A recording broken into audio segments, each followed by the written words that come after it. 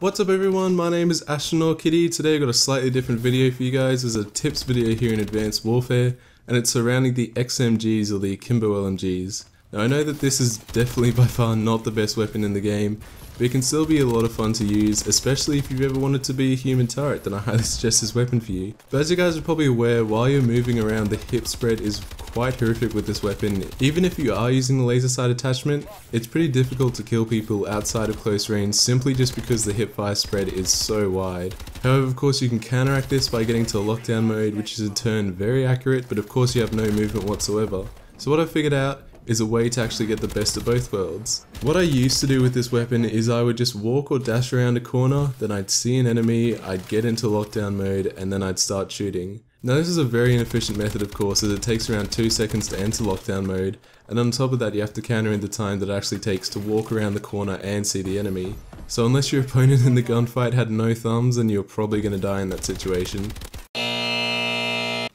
So instead what I figured out is that you can actually enter lockdown mode while you're in the air after double jumping.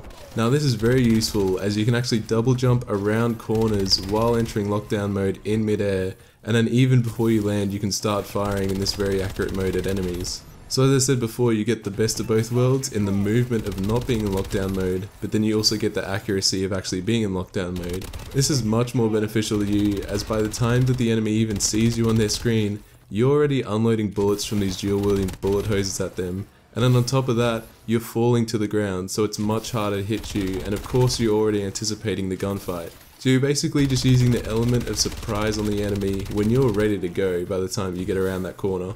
Also, if you're in a room with high ceilings, you can also use this tactic to sort of drop down right in front of the doorway where you're expecting enemies to be. Basically the same principle, you're just using it in a different situation. But now with this method of using the XMGs, you can sort of become a semi-mobile human turret instead of just a completely stationary sitting duck.